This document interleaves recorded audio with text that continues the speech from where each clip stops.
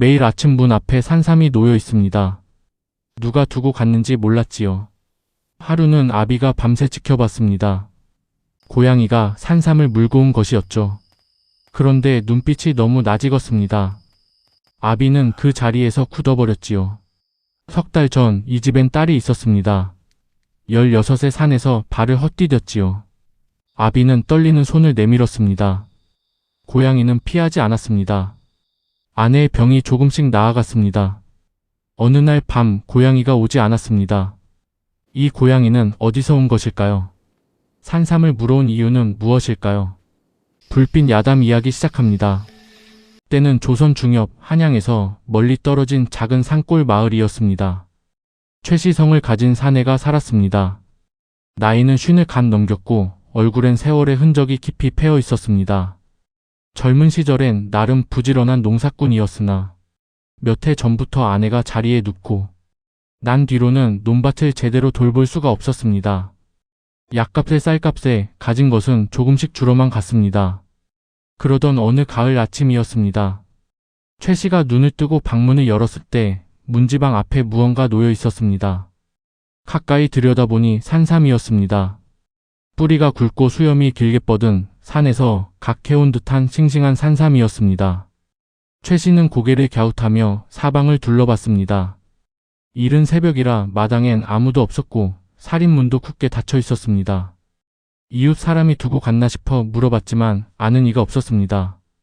그날은 그냥 넘겼습니다. 그런데 다음날 아침에도 산삼이 놓여 있었습니다. 그 다음 날도 또 그 다음 날도 마찬가지였습니다.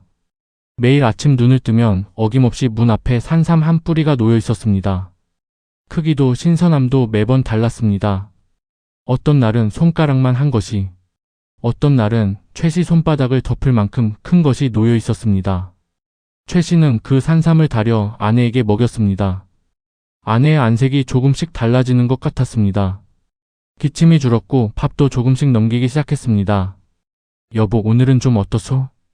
예전보다 몸이 가벼운 것 같아요. 대체 무슨 약을 쓰시는 겁니까?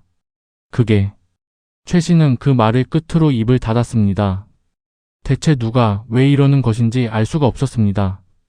열흘이 지나도 산삼은 계속 놓였습니다. 최 씨는 더 이상 모른 척할 수가 없었습니다. 어느 날 밤 아내가 잠든 것을 확인하고 방문 뒤편에 몸을 숨겼습니다. 숨소리도 죽이고 꼼짝도 하지 않았습니다. 밤이 깊어갈수록 바람이 차가워졌지만 자리를 뜰 수가 없었습니다. 자시가 지날 무렵이었습니다. 살인문 아래 틈으로 무언가가 스르르 들어오는 것이 보였습니다. 최 씨는 숨을 멈췄습니다. 달빛 아래 드러난 것은 작은 고양이 한 마리였습니다. 주황빛 털의 검은 줄무늬 앳된 몸집이었습니다. 그런데 그 작은 입에 산삼이 물려 있었습니다. 고양이는 아무런 소리도 내지 않았습니다. 주변을 살피지도 않았습니다. 마치 매일 해오던 일을 하듯 조용히 천천히 문 앞으로 걸어가 산삼을 내려놓았습니다. 그리고 잠시 그 자리에 앉아 문을 바라봤습니다. 고양이가 돌아서려는 순간 최 씨가 자신도 모르게 문을 열었습니다. 삐걱 소리가 났습니다. 고양이가 멈췄습니다. 최 씨와 고양이의 눈이 마주쳤습니다. 그 순간 최 씨는 온몸이 굳어버렸습니다. 그 눈빛이었습니다. 어디선가 분명히 본 적 있는 눈빛이었습니다. 크고 맑고 슬픔을 머금은 듯한 그 눈빛이었습니다. 최 씨는 가슴이 쿵 내려앉는 것을 느꼈습니다. 손발이 떨려왔습니다. 고양이는 그를 한참 바라보다가 조용히 돌아섰습니다. 그리고 밤속으로 사라졌습니다. 최 씨는 한참 동안 그 자리에 서 있었습니다. 차가운 밤바람이 불었지만 느껴지지 않았습니다. 최 씨에겐 딸이 하나 있었습니다. 이름은 소연이었습니다. 소연은 어릴 때부터 마음이 여린 아이였습니다. 마당에 풀 한 포기도 함부로 밟지 않았고 굶주린 짐승을 보면 제 밥을 나눠주던 아이였습니다. 아비를 닮아 눈이 크고 맑았으며 어미를 닮아 목소리가 낮고 차분했습니다. 소연이 가장 마음 아파한 것은 어미의 병이었습니다. 어미가 자리에 눕기 시작하던 해 소연은 15이었습니다. 그때부터 소연은 집안일을 도맡았습니다. 새벽같이 일어나 밥을 짓고 어미의 약을 다리고 아비가 돌아오면 늦은 저녁을 차렸습니다. 불평 한마디 없었습니다. 오히려 어미 앞에서는 늘 웃는 얼굴이었습니다. 어머니, 오늘은 죽을 조금 더 드셔봐요. 제가 정성껏 끓였어요. 소연아, 너무 고생시켜서 미안하구나. 무슨 말씀이세요? 어머니가 어서 나으시는 게 저한테는 제일 좋은 거예요. 그 말이 빈말이 아니었습니다. 소연은 진심으로 어미가 낫기를 바랐습니다. 어떤 날은 산에 올라 약초를 캐오기도 했습니다. 어린 몸으로 산비탈을 오르내리며 조금이라도 어미에게 도움이 되고 싶었던 것이었습니다. 그러던 어느 겨울이었습니다. 소연이 산에서 내려오다 발을 헛디뎠습니다. 경사진 비탈에서 굴러 떨어진 소연은 한참 만에 마을 사람들에게 발견됐습니다. 집으로 옮겨졌을 때는 이미 몸이 차가워져 있었습니다. 최 씨는 그날 밤 소연의 손을 잡고 한 발짝도 움직이지 않았습니다. 하지만 새벽이 오기 전에 소연은 눈을 감았습니다. 16이었습니다. 마을 사람들이 소연을 데려왔을 때 아내는 방 안에 누워 있었습니다. 바깥이 소란스러운 것을 느꼈지만 몸을 일으킬 수가 없었습니다. 한참 뒤 최 씨가 방으로 들어왔습니다. 아내는 남편의 얼굴을 보자마자 알았습니다. 소연이가 많이 다쳤나요? 최 씨는 대답하지 않았습니다. 그냥 아내 곁에 앉아 고개를 숙였습니다. 아내는 더 묻지 않았습니다. 두 사람은 아무 말 없이 눈물을 흘렸습니다. 그날 이후 아내의 병은 더욱 깊어졌습니다. 소연이 간 뒤 최 씨는 한동안 말을 잃었습니다. 밥도 제대로 먹지 못했습니다. 딸이 그토록 살리고 싶어 했던 아내는 여전히 자리에 누워 있었고 그 옆을 지키던 소연은 없었습니다. 최 씨는 그것이 가장 견디기 힘들었습니다. 그런데 소연이 떠난 지 석 달이 지난 어느 날 아침, 문 앞에 산삼이 놓이기 시작한 것이었습니다. 그날 이후 최 씨는 밤마다 고양이를 기다렸습니다. 고양이는 어김없이 왔습니다. 자시가 되면 살인문 아래로 스르르 들어와 산삼을 내려놓고 잠시 문을 바라보다가 돌아갔습니다. 최 씨는 매번 문 뒤에서 그 모습을 지켜봤습니다. 가까이 다가가고 싶었지만 고양이가 달아날까봐 섣불리 움직이지 못했습니다. 며칠이 지난 어느 밤이었습니다. 최 씨는 용기를 냈습니다. 고양이가 산삼을 내려놓는 순간 천천히 문을 열고 마당으로 나섰습니다. 고양이가 멈췄습니다. 최 씨도 멈췄습니다. 둘은 달빛 아래서 한참 동안 서로를 바라봤습니다. 최 씨가 천천히 무릎을 꿇었습니다. 고양이와 눈높이를 맞추기 위해서였습니다. 그리고 손을 내밀었습니다. 떨리는 손이었습니다. 고양이는 달아나지 않았습니다. 오히려 천천히 최 씨 쪽으로 걸어왔습니다. 그리고 내밀어진 손 앞에 멈춰 서서 최 씨를 올려다봤습니다. 그 눈빛이었습니다. 크고 맑고 무언가를 말하려는 듯한 그 눈빛이었습니다. 내가 정녕 내 소연이더냐. 최 씨의 목소리가 떨렸습니다. 눈물이 흘렀습니다. 고양이는 아무 말도 하지 않았습니다. 다만 천천히 눈을 감았다가 떴습니다. 그것이 전부였습니다. 최 씨는 그 자리에서 오래 울었습니다. 소연이 살아있을 때 못해준 것들이 떠올랐습니다. 바쁘다는 핑계로 다독여주지 못했던 날들, 고생한다는 말 한마디 제대로 못 건넸던 날들이었습니다. 소연은 늘 괜찮다고 했습니다. 늘 웃었습니다. 그래서 최 씨는 정말 괜찮은 줄 알았습니다. 그것이 후회가 됐습니다. 고양이는 최 씨 곁에 조용히 앉아 있었습니다. 울음이 잦아들 때까지 자리를 뜨지 않았습니다. 최 씨가 눈물을 닦고 고개를 들었을 때 고양이는 그를 한번 바라보고는 천천히 일어섰습니다. 그리고 살인문 쪽으로 걸어갔습니다. 소연아. 고양이가 멈췄습니다. 고맙다. 정말 고맙구나. 고양이는 돌아보지 않았습니다. 그냥 그대로 어둠 속으로 사라졌습니다. 그 뒤로도 고양이는 계속 왔습니다. 아내의 몸 상태는 눈에 띄게 좋아졌습니다.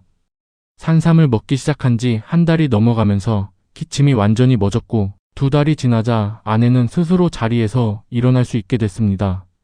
오랫동안 누워만 있던 아내가 마당에 나와 햇살을 받은 것은 그날이 처음이었습니다. 여보, 바깥이 이렇게 밝았군요. 그렇소. 이제 좀 살 것 같소? 예. 그런데 무슨 일이 있었나요? 요즘 당신 표정이 달라 보여요. 최 씨는 잠시 머뭇거렸습니다. 고양이 이야기를 해야 하나 싶었습니다. 하지만 쉽게 입이 열리지 않았습니다. 아무것도 아니요. 그냥 당신이 나아서 다행이라는 생각을 하고 있어. 아내는 고개를 끄덕였습니다. 하지만 무언가 알고 있는 듯한 표정이었습니다. 그날 밤 최 씨는 고양이를 기다렸습니다. 자시가 지나도 오지 않았습니다. 축시가 지나도 마찬가지였습니다. 살인문 아래로 아무것도 들어오지 않았습니다. 최 씨는 동이 틀 때까지 기다렸지만 고양이는 끝내 오지 않았습니다. 다음날 밤도 그 다음날 밤도 오지 않았습니다. 최 씨는 그것이 무엇을 의미하는지 알 것 같았습니다. 어미의 병이 다 나았으니 소연이 해야 할 일이 끝난 것이었습니다. 최 씨는 빈 문 앞을 한참 바라보다가 조용히 방으로 들어갔습니다. 고양이가 오지 않은 지 사흘째 되던 밤이었습니다. 최 씨는 잠을 이루지 못하고 마당으로 나왔습니다. 하늘에는 별이 가득했습니다. 소연이 살아있을 때 함께 별을 본 기억이 났습니다. 소연은 별자리를 좋아했습니다. 저 별은 무슨 별이냐고, 저 별은 얼마나 먼 곳에 있느냐고 묻던 아이였습니다. 최 씨는 하늘을 올려다보며 조용히 입을 열었습니다. 소연아, 어미는 이제 다 나았다. 걱정 말고 편히 쉬어라. 바람이 불었습니다. 마른 나뭇잎이 바스락 소리를 냈습니다. 그게 전부였습니다. 그런데 최 씨가 방으로 들어가려는 순간이었습니다. 살인문 아래로 무언가가 들어오는 소리가 났습니다. 최 씨가 돌아봤습니다. 달빛 아래 주황빛 고양이가 서 있었습니다. 입에는 아무것도 물려있지 않았습니다. 고양이는 천천히 최 씨 앞으로 걸어왔습니다. 그리고 최 씨의 발 앞에 앉았습니다. 올려다보는 눈빛이 이전과 달랐습니다. 슬프지 않았습니다. 편안했습니다. 최 씨는 천천히 무릎을 꿇었습니다. 고양이의 눈을 바라봤습니다. 이번에는 손을 내밀지 않았습니다. 그냥 바라봤습니다. 고양이도 그냥 바라봤습니다. 한참 동안 그렇게 있었습니다. 잘 가거라, 소연아. 최 씨의 목소리는 떨리지 않았습니다. 이번에는 울지 않았습니다. 고양이가 천천히 일어섰습니다. 최 씨를 한번 바라보고는 살인문 쪽으로 걸어갔습니다. 문 앞에서 잠깐 멈췄습니다. 그리고 한번 돌아봤습니다. 최 씨는 고개를 끄덕였습니다. 고양이는 그것을 확인하고는 어둠 속으로 사라졌습니다. 이번에는 정말 끝이라는 것을 최 씨는 알았습니다. 겨울이 지나고 봄이 왔습니다. 아내는 완전히 자리를 털고 일어났습니다. 밭에도 나가고 이웃과 이야기도 나눴습니다. 오랫동안 병석에 누워있던 사람이라고는 믿기지 않을 만큼 건강해졌습니다. 마을 사람들은 신기해했습니다. 최 씨는 그저 웃으며 넘겼습니다. 어느 봄날 아침이었습니다. 아내가 마당 한켠을 가리키며 말했습니다. 여보, 저기 좀 보세요. 최 씨가 바라보니 마당 구석에 작은 꽃 한 송이가 피어 있었습니다. 씨를 뿌린 적도 없는 자리였습니다. 전에 없던 꽃이었습니다. 언제 저게 피었지? 모르겠어요. 어제까지는 없었는데. 부부는 한동안 그 꽃을 바라봤습니다. 아무 말도 하지 않았습니다. 그냥 바라봤습니다. 최 씨는 그 꽃이 소연이라는 것을 알았습니다. 어미가 다 나은 것을 확인하고 아비에게 마지막 인사를 건네고 소연은 그렇게 떠난 것이었습니다. 원망도 없이 미련도 없이 그냥 조용히 해야 할 일을 다 하고 간 것이었습니다. 최 씨는 꽃 앞에 쪼그려 앉았습니다. 잘 지내고 있느냐? 바람이 불었습니다. 꽃잎이 살랑 흔들렸습니다. 최 씨는 그것을 대답으로 받아들였습니다. 살면서 자식에게 가장 잘해줘야 할 때를 놓친 사람들이 있습니다. 바쁘다는 핑계로 나중에 하면 된다는 생각으로 미뤄두다가 그 나중이 영영 오지 않는 사람들이 있습니다. 최 씨도 그런 사람 중 하나였습니다. 그러나 소연은 원망하지 않았습니다. 오히려 떠난 뒤에도 어미를 살리러 왔습니다. 아비의 눈물을 곁에서 지켜봤습니다. 그리고 아무것도 바라지 않고 조용히 사라졌습니다. 최 씨는 그날 이후 하루도 빠짐없이 그 꽃에 물을 줬습니다. 봄이 가고 여름이 와도 가을이 와도 그 꽃은 시들지 않았습니다. 마을 사람들은 신기하다고 했습니다. 최 씨는 알고 있었습니다. 소연이 아직 거기 있다는 것을. 오늘 이야기는 여기까지입니다. 죽어서도 어미를 살리러 온 딸, 소연의 이야기였습니다. 이 이야기가 마음에 닿으셨다면 구독과 좋아요 부탁드립니다. 여러분의 응원이 다음 이야기를 만드는 힘이 됩니다. 다음 이야기도 기다려 주십시오.